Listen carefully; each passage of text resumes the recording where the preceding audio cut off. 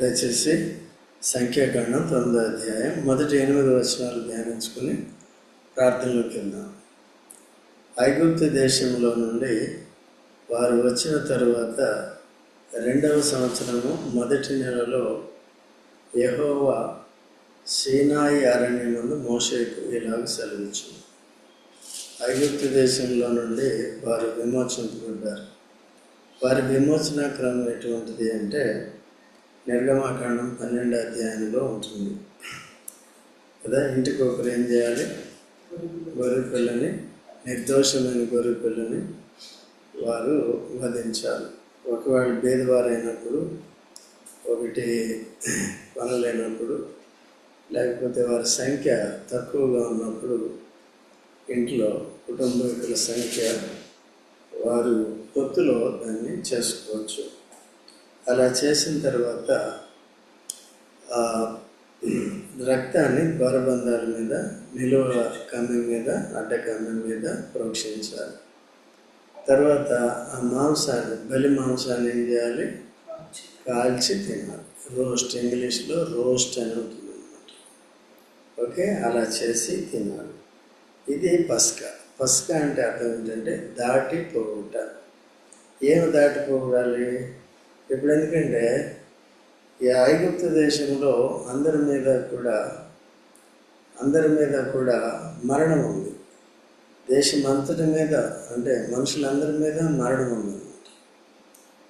కాబట్టి ఆ మరణాన్ని తప్పించుకోవాలంటే పస్కా పండుగని పెట్టాడు. కనుక ఇశ్రాయేల్కి ఆజ్ఞ ఇవ్వబడింది. కనుక ఇశ్రాయేల్ అందరూ కూడా విధేయులై వారి జ్యేష్ఠ సంతానం చనిపోకున్నట్లు దాన్ని ఆచరించారు. ఐగుప్తీయులు అయితే దాన్ని ఆచరించలేదు. వారు అన్యజనులు కాబట్టి, వారు అవిశ్వాసులు కాబట్టి, దేవుని ప్రజలైన ఇశ్రాయేల్ని ఇబ్బంది పెడుతున్నారు కాబట్టి, శ్రమ పెడుతున్నారు కాబట్టి, వారి వశం నుంచి దేవుడు వీరిని విమోచించడానికి వచ్చాడు కాబట్టి అక్కడ కూడా విశ్వాసం ఉంచాలి, విధేయత చూపించాలి. దేవుడు చెప్పింది చెప్పినట్టు చేయటమే విశ్వాసంలో విధేయత అనేది ఉండాలి. మన సండే కూడా చూసుకున్నాం. దేవుడు చెప్పింది చెప్పినట్టే చేయాలి. అది ఎంత క్రయమైనా సరే చెల్లించాలి. కానీ ఏకైక కుమారుని తీసుకొచ్చి నాకు బలి అర్పించినప్పుడు వెనదీశాడా? వెనదీయలే. అది కంప్లీట్గా ఏం చేశాడు? శిరస వహించాడు. కాబట్టి ఆ విధంగా చేశారు. వీళ్ళు కూడా ఇశ్రాయేళ్ళు ఆ రీతిగా చేశారు. విడుదల పొందారు. పొందిన తర్వాత ఎర్ర సముద్రాన్ని కూడా పాయలు చేశాడు. మొట్టమొదటిగా పస్కా బలిని వారు వధించారు. రక్త ప్రోక్షణ ఆచారాన్ని పాటించారు. తర్వాత ఎర్ర సముద్రం పాయలైంది. నీటి గుండా వారు ఐగుప్తు నుంచి వేరయ్యారు. వారి శ్రమల నుంచి వేరయ్యారు. తర్వాత మొట్టమొదటిగా బలి పశువుని వధించుట ద్వారా పస్కా బలిని వారు మరణంని తప్పించుకున్నారు. రెండవది ఎర్ర సముద్రం పాయలవుట ద్వారా ఐగుప్తు నుంచి వేరయ్యారు. ఐగుప్తు ఫరో అధికారం నుండి వేరయ్యారు. వారి ఆచారాల నుంచి వేరయ్యారు. ఆ జనుల సాంగత్యం నుండి వేరయ్యారు. ఇప్పుడు దేవునితో సంబంధం పెట్టుకోవటానికి, సహవాసం కలిగి ఉండటానికి, దేవుని సేవ చేయటానికి వారు ఐగుప్తు నుంచి వేరై వచ్చారన్నమాట. అలాగే దానికి సాదృశ్యంగా ఎప్పుడు కూడా కొత్త నిబంధన, పాత నిబంధనే కొత్త నిబంధనకి సాదృశ్యం అన్నమాట. దాని ప్రకారమే కొత్త నిబంధన జరిగింది. మొట్టమొదటి ఇప్పుడు ఏంటంటే అక్కడ కేవలం ఇశ్రాయేల్ ప్రజలకు మాత్రమే, యూదులకు మాత్రమే దేవుడు ఈ పస్కా బలిని ఐగుప్తు అనే లోకం నుంచి విడిపించాలనే నియమాన్ని పెట్టాడు. ఇప్పుడు ఇటు యూదులే కానీ, అటు అన్యజనులే కానీ, ఏ భేదము లేదు, అందరూ పాపం చేశారు కనుక యూదులేం లేదు, గ్రీసు దేశస్తులు లేదు, అందరూ కూడా ఎవరండి? పాపులు. నీతిమంతుడు లేడు, ఒక్కడు లేడు. రోమా 3:11 లేడు, అందరూ కూడా పాపం. కాబట్టి ఆ పరిస్థితిలో దేవుడు పస్కా బలిని పంపించాడు. ఎవరంటే తన ఏక కుమారుడు యేసుక్రీస్తు ప్రభువుని లోకానికి పస్కా బలి పశువుగా పంపించాడు. చూడండి, 1 కొరింథీ 5వ అధ్యాయం 7-8 వచనాలు. త్వరగా చదవండి దయచేసి. మీరు పులిపిండి లేనివారు కనుక పులిపిండి లేని వారు కనుక కొత్త ముద్ద ఒకటికై ఆ పాతదైన పులిపిండి తీసి పారవేయడి. అంతేకాక క్రీస్తును మన పస్కా పశువు వధింపబడింది. మన పస్కా పశువు ఏమైంది? మనలో ఉన్న పులిపిండిని తీసివేయటానికి, మనలో ఉన్న పాపాన్ని తీసివేయటానికి, మనం అంతకుముందు అనుసరిస్తున్న తప్పుడు బోధలే కానీ, తప్పుడు సిద్ధాంతాలే కానీ, తప్పుడు మతాలే కానీ, లోకాన్ని అనుసరించే పద్ధతి నుంచి అన్నిటినీ కూడా మనల్ని విడిపించడానికి పస్కా బలిగా తాను అర్పించుకున్నాడు. కొత్త ముద్దగా మనల్ని చేశాడన్నమాట. అయితే ఇప్పుడు ఏంటంటే యేసుక్రీస్తు ప్రభునందు విశ్వాసం నుంచి యేసుప్రభు రక్తంలో కడగబడి యేసుక్రీస్తు ప్రభు నియమించిన ఆజ్ఞల్లో మనం నడుచుకోవాలి. నేను నా తండ్రి ఆజ్ఞలు గైకొని ఆయన ప్రేమలో నిలిచిన ప్రకారము మీరును నా ఆజ్ఞలు గైకొని నా ప్రేమలో నిలిచి. తర్వాత యేసుప్రభు చెప్పిన ఆజ్ఞలన్నింటినీ కూడా మనం ఏం చేయాలి? పాటించాలి. ఆ ఆజ్ఞలు ఏంటో తెలుసుకోవాలి. ఇలా క్రమంగా వచ్చినప్పుడు ఆ సందర్భాన్ని బట్టి కొన్ని ఆజ్ఞలు చెప్తున్నాం. శిష్యులకి ఏం చెప్పాడంటే, సువార్త చెప్పండి, నమ్మిన వానికి బాప్తిజం ఎట్లా ఇవ్వాలి? తండ్రి కుమార. తర్వాత సర్వలోకానికి వెళ్ళి సువార్త చెప్పమని ముందు చెప్పాడు. ఇవన్నీ ఆజ్ఞలు. సో వారు కూడా సంఘం వారి ద్వారానే ఆరంభమైంది కాబట్టి వారు అయిపోయింది వారి పరిచర్య. మిగిలిన మనం ఏం చేయాలి? దాన్ని కంటిన్యూ చేయాలి. ఓకే, అట్లా చేయాలి. ఆ విధంగా నడుచుకోవాలి. సో మన పస్కా బలి ఏంటంటే శ్రేష్టమైనది. ఇది జంతువు కాదు, సాక్షాత్తు దైవ కుమారుడు, పరిశుద్ధుడు, పవిత్రుడు, నిష్కలంకుడు. ఓకే, గొర్రె పిల్లలాగా వచ్చాడు, పస్కా బలి పశువుగా వచ్చాడు యేసుక్రీస్తు ప్రభు. అందుకనే ఈ పస్కా బలి ఆచారాన్ని తాను సిలువలో పట్టబడక ముందు ఆ రాత్రి ఆయన ఏం చేశాడు? పాటించాడు. ఇశ్రాయేల్ కూడా ఎప్పుడు బయటకు వచ్చారు? రాత్రే బయటకు వచ్చారు. యేసు ప్రభు కూడా ఎప్పుడు అప్పగింపబడ్డాడు? రాత్రే అప్పగింపబడ్డాడు. దానికంటే ముందు ఏం చేశాడు? పస్కాను ఆచరించాడు. అయితే అక్కడ యేసు ప్రభు చెప్పింది ఏంటంటే, మీలో పులిపిండి ఉండకూడదు, నా విషయమై మీరు నిర్మలమైన మనస్సాక్షి కలిగి ఉండాలి, తర్వాత నన్ను అనుసరించాలి, నేను చెప్పినవన్నీ కూడా మీరు చేయాలి అని చెప్పారు. అయితే యేసు ప్రభు ఒక మాట చెప్పాడు, ఒకే ఒక బోధ చేశాడు. మత్తయి సువార్త 26వ అధ్యాయం ఉంటుంది. ఒకే 26వ వచనంలో ఒకే ఒక మాట చెప్పాడు. ఏం చెప్పాడు? మీలో ఒకరు నన్ను అప్పగిస్తున్నారు. అప్పుడు ఏమన్నారు? నేనా కదండి. కాబట్టి యేసు ప్రభు ఏమన్నాడు? యోధా ఇస్కరియోతు కూడా అట్లాగే. యోధా ఇస్కరియోతు కూడా ఏమన్నాడు? అదే మనసాక్షి తెలుసు. చాలామంది అనుకునే ఈ దినాల్లో విశ్వాసులు కూడా ఈ సేవ చేస్తాం ఇదేదని చెప్పేవాడు కూడా మనసాక్షి సరిగ్గా ఉండదు. సరి చేసుకోవాలి. మాకే నానా తిప్పలు ఉంటుంది. మనసాక్షిని సరిగా పెట్టుకోవడానికి ఎన్ని తిప్పలో పడుతూ ఉంటాం. తప్పులు జరిగినప్పుడు వెంటనే ఒప్పుకోవడం, అసమానతలు లేకుండా చూసుకోవడం, ఎక్కడెక్కడ ఒక్క విషయంలో కాదండి, కుటుంబ విషయంలో భర్త ఎలా నియమిస్తున్నాం, లేకపోతే ఫ్యామిలీలో ఒకరికంటే ఎవరిని ఏ స్థానంలో పెట్టాలో ఆ స్థానానికే ఇవ్వాలి కదా. అది వీళ్ళు తీసుకొచ్చి అక్కడ వాళ్ళు కన్ఫ్యూజ్ చేయకూడదు. అట్లా చేసి సరిగ్గా తెలియక అది అవ్వ కావాలి బొవ్వ కావాలంటే అదే బొవ్వ కావాలంటే అవ్వని కొద్దిగా చూసుకోవాలి.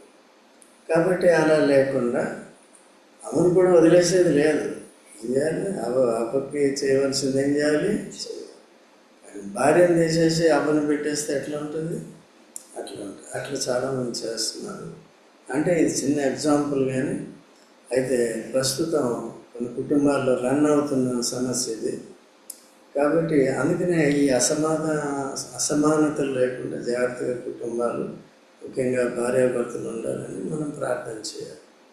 సో ఇంకా కొంతమంది మొహమాట పడుతున్నారు ప్రార్థన చేయటం.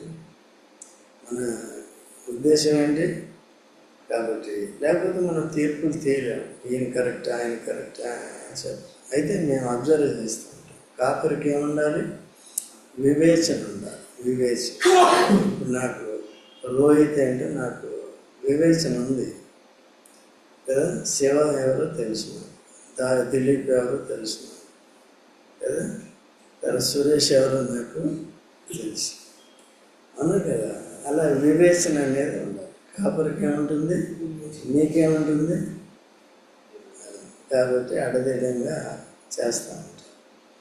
కాబట్టి అలా లేకుండా సరిగ్గా చేసే ప్రార్థనకే దేవుడు జవాబు అనేది ఇస్తాడు. ఓకే, అలాగా ఆచరించాడు. తర్వాత అపోస్తలులు కూడా యేసు ప్రభు అప్పగింపడ్డాడు, మానవాళి పాపాన్ని పరిహరించాడు, పేతురు సువార్త చెప్పాడు, 3000 మంది రక్షణ పొందారు. పొందిన తర్వాత యేసు ప్రభు చెప్పినట్టుగా వారికి బాప్తిసం ఇచ్చారు. తండ్రి కుమార పరిశుద్ధాత్మ నామములో లోకము నుండి వేరే వారిని చెప్పారు. ఐగుప్తీయులు ఇశ్రాయేలు కూడా ఏం చేశారు? లోకము నుండి వేరే. ఎర్ర సముద్రం ఏం చేసింది? వాళ్ళని వేరే పాటు ఉండాలి. ఇక్కడ కలిసిపోతూ ఉంటాం, మళ్ళీ ఇది అంటాం. కాబట్టి లౌకికంగా లోకానుసారంగా జ్ఞానాలు, ఈ కుటిలత్వము, ఇవన్నీ ఇది పసితనానికి గుర్తు. అందుకనే అది విడిచిపెట్టి అవి మాని ఏం చేయాలి? 1 పేతురు 2:1 ఏముంది? సమస్త విధమైన దుష్టత్వము, కపటము, వేషధారణ, అసూయ, దూషణ మాటలు మాని కదా పాలు తాగి అప్పుడు శిశు ఇవన్నీ పెట్టుకుని నేను సంథింగ్ అంటే ఇట్ ఈస్ నథింగ్ కదా. అందుకని గలతీ 6:3 ఉంటాను. ఒట్టివాడి ఉండి నేను గట్టివాడిని అని చెప్పుకుంటే తను ఏం చేస్తాడు? మోసగించు. అలా మాకు అర్థం అవుతుంది ఎవరిని సేవ చేస్తారు, ఎవరు సేవ చేయాలి, ఎలా చేయాలి. ఎంత చేయొచ్చు, అందరూ చేసేయచ్చు. కానీ ఏమొస్తుందండి? తర్వాత శిక్ష వస్తుంది. ఇంకేమొస్తుంది? పరలోక రాజ్యంలో ఎవరు అల్పులంట? చెప్పి ఆ ప్రకారం చేయని వారు ఏమవుతారు? చోటకు వచ్చి అయిపోతారు. అట్లా లేకుండా జాగ్రత్తగా ఉండాలని చెప్తాం. ఓకే, సో ఇవన్నీ కూడా మనం చాలా జాగ్రత్తగా నేర్చుకోవాలి. అలాగా లోకం నుంచి వేరే వారు ఈ ఆచారాన్ని పెట్టారు. ఏమని? వారు అపోస్తలుల బోధ, సహవాసము, రొట్టె విరచటం అంటే ఇదేంటిది? పస్కా కిందకి వస్తుంది. మనం ఏం చేయాలి? నన్ను జ్ఞాపకం చేసుకున్నట్టుగా అది ఏంటని చేయడం. నేను మిమ్మల్ని మరణం నుండి తప్పించడానికి, నిత్య జీవంలోనికి దాటించడానికి దేవుని గొర్రెపిల్లగా వచ్చి మిమ్మల్ని ప్రేమించి మీ కొరకు నేను ప్రాణం పెట్టాను సిలువలో.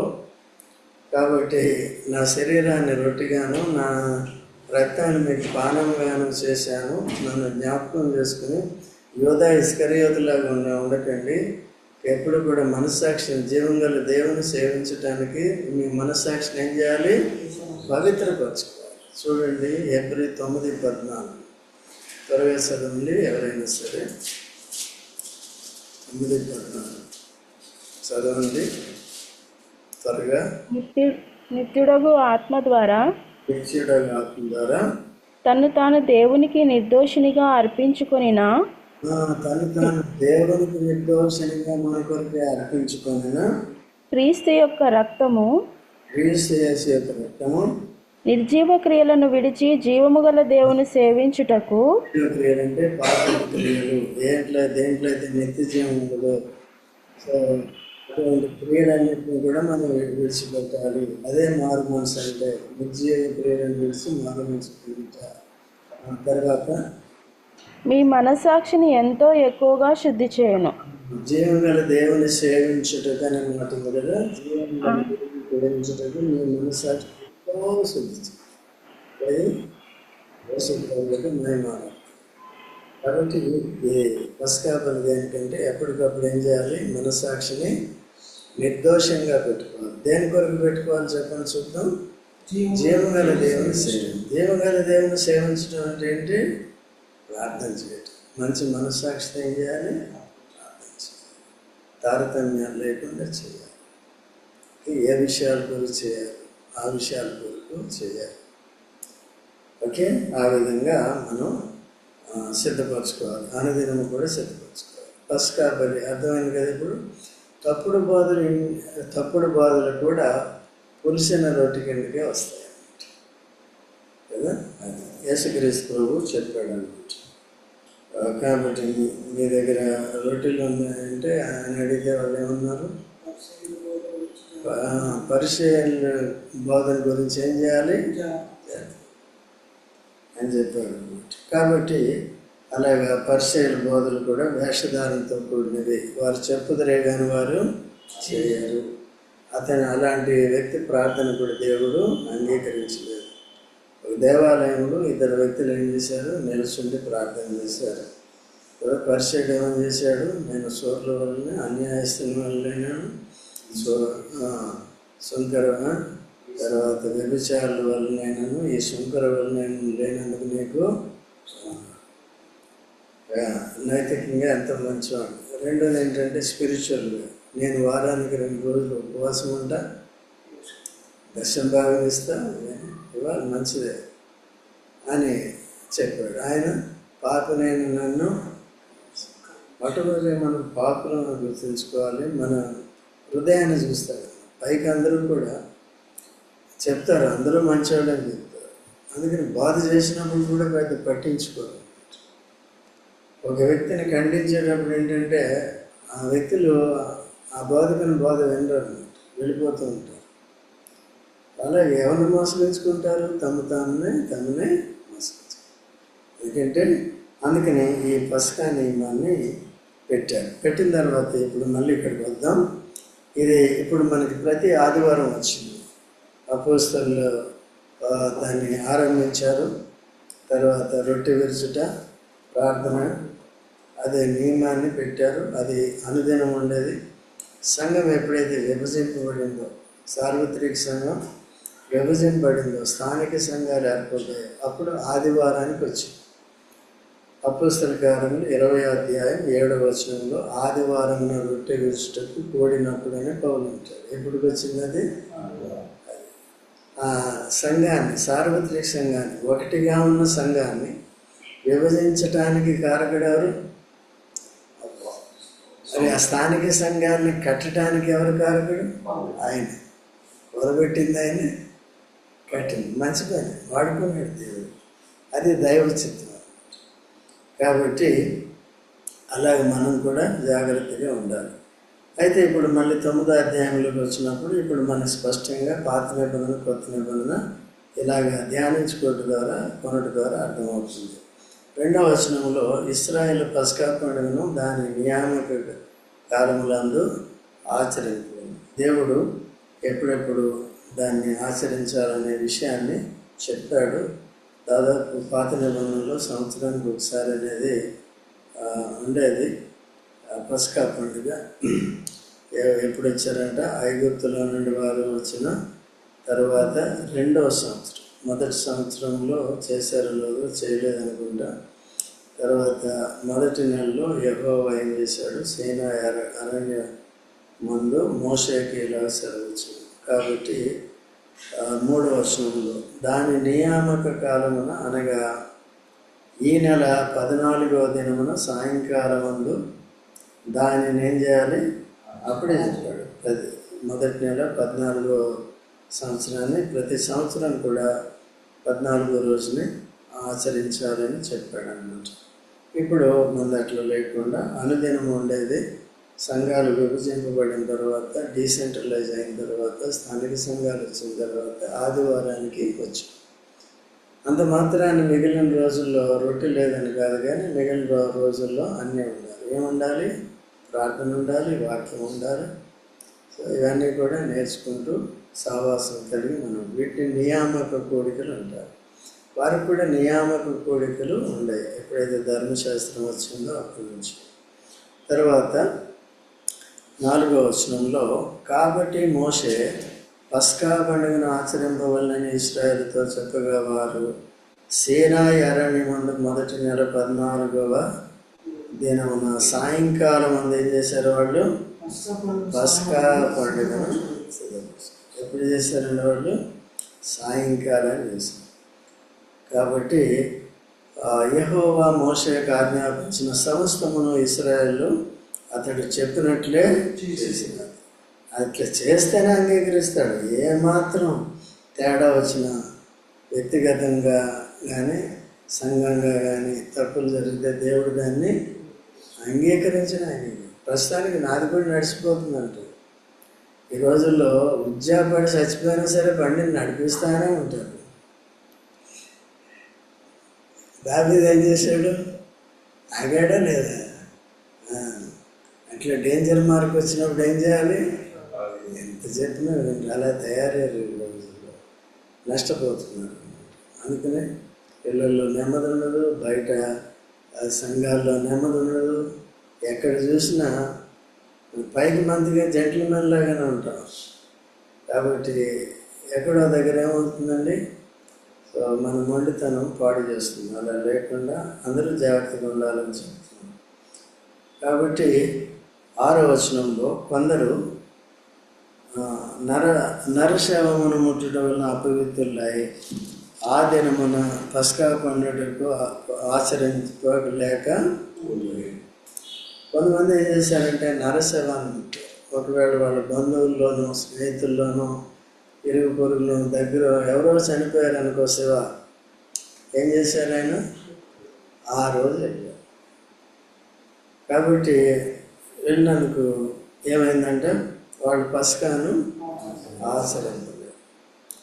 వారు ఆ దినమున మోషే ఆహారంలో ఎదుటికి వచ్చి మోషేతో, నరశవమును ముట్టడం వలన అపవిత్రులమైతిమి, యెహోవా అర్పణమును దాని నియామక కాలమును ఇశ్రాయేలు మధ్యను అర్పింపకుండినట్లు ఎలా అడ్డగింపబడతామని అడిగారు.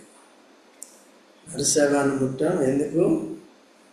మమ్మల్ని ఆ రోజు బలులో పాలు పొందనివ్వలేదు, పస్కా బల్లో పాలు పొందనివ్వలేదు. సో కాబట్టి ఈ దినాల్లో అందుకని సరి చేసుకోవడమే ముఖ్యం. సరి చేసుకోవడం అంటే ఏంటంటే మళ్ళీ ఆ తప్పులు చేయకూడదు. అయితే మన దగ్గర ఏం అలవాటు అయిపోయిందంటే అది ఏం పరీక్షించుకుంటున్నాను నాకేం అర్థం కాదు, మళ్ళీ చేసినవే చేస్తూ ఉంటాం. ఆత్మీయ విషయాల్లోనే కొరతలు కలిగి ఉంటాం. ప్రార్థన ఉండదు, వాక్యం ఉండదు, నిలకడ ఉండదు, ఒకరోజు ఉంటే ఒకరోజు ఉండదు. సౌబుద్ధిని ఆధారం చేసుకుంటాం. సంఘం చెప్పినప్పటికీ కూడా మనకి ఇష్టమైతే వస్తాం, మన మనసునే ఉపయోగిస్తూ ఉంటాం. సో దీన్ని కుటిలత్వం అంటారు ఇవన్నీ. అయితే నాకేమీ నష్టం ఉంది, నువ్వు చేసినా చేయకపోయినా నా పని ఏంటి చెప్పాలి. చేస్తే మంచిది, నాకు సంతోషం, దేవునికి సంతోషం, మీకు ఆశీర్వాదం. ఓకేనా? నేను కోరుకునేది విధేయత. మోషే కోరుకునేది ఏంటండి? విధేయత. అహరోను వీళ్ళందరూ కోరుకునేది ప్రజలకు విధేయత. దేవుడు నేరుగా చెబుతున్నప్పుడు అంత నిర్లక్ష్యం ఎట్లా? ఈ దినాల్లో కూడా దేవుడు ఎంతో మాట్లాడుతుంది, ఈ విషయాన్ని సరిగా నేర్పిస్తుంది. అప్పుడు ఏం చేయాలి? సెన్సిటివ్గా ఉండాలి ఈ విషయాలు. అయితే మనలో ఏంటంటే రెండవ ఆలోచన ఉంటుంది, సాతాను ఆలోచన, మన సొంత శరీర సంబంధమైన ఆలోచన ఉంటుంది. వదిలే, ఈరోజు వదిలే అంటాం అని ఏం చేస్తాం? ఆగిపోతాం. ఎవరికి నష్టం? ఓకే, అట్లా లేకుండా నిలకడగా ఉండాలి. అయితే మోషే నిలబడి ఏమన్నాడు? నీ విషయంలో యెహోవా ఏమి సెలవిచ్చినో నేను తెలుసుకుందని కంప్లైంట్ చేసినాడు. మోషే తన సొంత బుద్ధి కానీ సొంత తీర్పు కానీ తీర్చుట లేదు. ఈ విషయమే మీరిచ్చిన ఫిర్యాదు మేరకు ప్రార్థన చేద్దాం, దేవుడిని అడుగుదాం, దేవుడు ఏం చెప్తాడు అది చేద్దాం. ప్రభు చిత్తం అయితే వచ్చే మంగళవారం కింద వచనాల్లో దేవుడు ఏం తీర్పు తీర్చాడనేది ఉంటుంది. రైట్, ఈ లోపల మీరు చదువుకున్నా పర్వాలేదు, చదువుకుని రెడీ అయ్యి రావచ్చు. కాబట్టి ఈ విషయాన్ని గుర్తుపెట్టుకొని మన పస్కా బలి ఒక్కొక్కరు మనం ఎలాగా మన కుటుంబాలు ఎలాగా ఆచరిస్తున్నారు, లోకం నుండి వేరవుతున్నాము, మనసాక్షిని సరిగా పెట్టుకుంటున్నామా లేదా. ఆనాడు యూదా ఇస్కరియోతు పస్కా అందరిలో పాలు పొందాడు, అయోగ్యంగా పాలు పొందాడు, మరణానికి పాత్రుడయ్యాడు కదండి. సో యేసు ప్రభు కంటే కూడా ముందుగానే చనిపోతూ వచ్చాడు. అలా లేకుండా చాలా జాగ్రత్తగా ఉండాలి. అన్ని కుటుంబాల కొరకు మనం ప్రార్థన చేద్దాం. ప్రార్థనలోకి